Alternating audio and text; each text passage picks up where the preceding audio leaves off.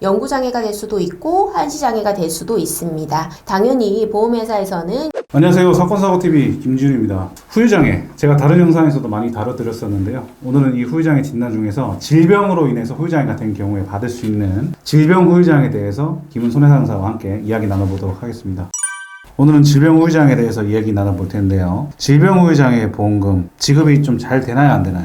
지급이 쉬운 경우도 있고 쉽지 않은 경우도 있습니다. 오늘 이 부분에 대해서 구분을 해서 설명드려 볼게요. 자, 그러면 우리 전문가 도움 없이 보험금을 지급받을 수 있는 질병 후유장애, 즉 쉽게 보험사가 지급하는 질병 후유장애는 어떤 게 있을까요? 흉폭부 장기나 비뇨생식기 장애입니다. 위 대장 또는 췌장 전부 절제 시 50%, 위 췌장의 절반 절제 시 30%, 양쪽 고환이나 양쪽 난소 상실한 경우 50%, 혈액 투석, 복막 투석, 투석 시 75%의 후유장애에 해당이 됩니다. 말씀하신 거는 이제 질병으로 인해서 수술을 했고 진단서나 검사 결과지에 해당 후유장애 상태가 되었다는 내용이 있으면은 쉽게 지급이 돼야 될 것 같아요. 네, 특이사항이 없다면 단순 서류 제출만으로도 보험금 지급이 쉽게 이루어지는 편입니다. 또 다른 쉽게 지급되는 부분이 있나요? 치매 진단 시입니다. 치매의 경우 CDR 검사를 통해서 약간의 치매, CDR 2점, 뚜렷한 치매, CDR 3점, 심한 치매, CDR 4점, 극심한 치매, CDR 5점으로 구분을 하는데요. 약간의 치매는 40% 후유장애,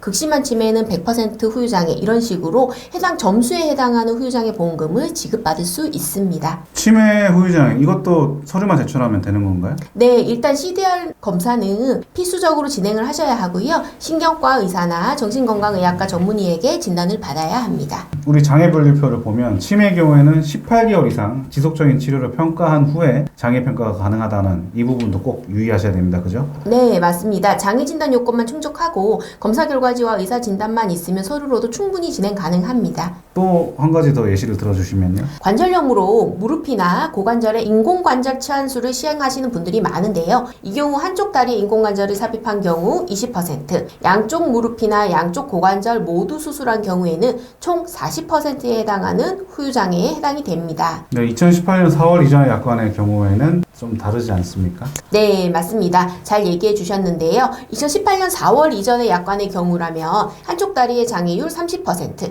양쪽 같은 경우에는 60% 후유장애를 인정받을 수 있습니다. 50% 이상의 경우 납입면제도 해당이 될 수 있으니 이 부분도 참고하시면 좋겠네요. 그렇다면 이 부분은 혼자서 처리하기는 어렵고 전문가의 도움이 필요한 경우는 어떤 경우가 있을까요? 네, 후유장애 원인이 불명확한 경우라든지 상해와 질병이 경합한 경우라든지 후유장애의 상태가 애매한 경우라든지 그런 경우는 전문가의 도움을 받으셔야 하는데요. 예를 들어 주시면요.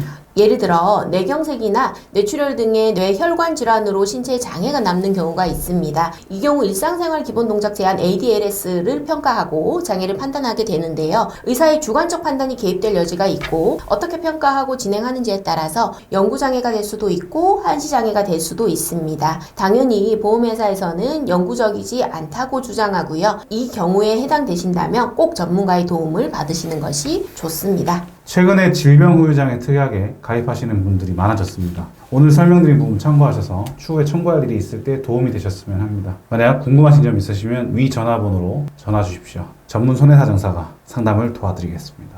영상 시청해 주셔서 감사합니다.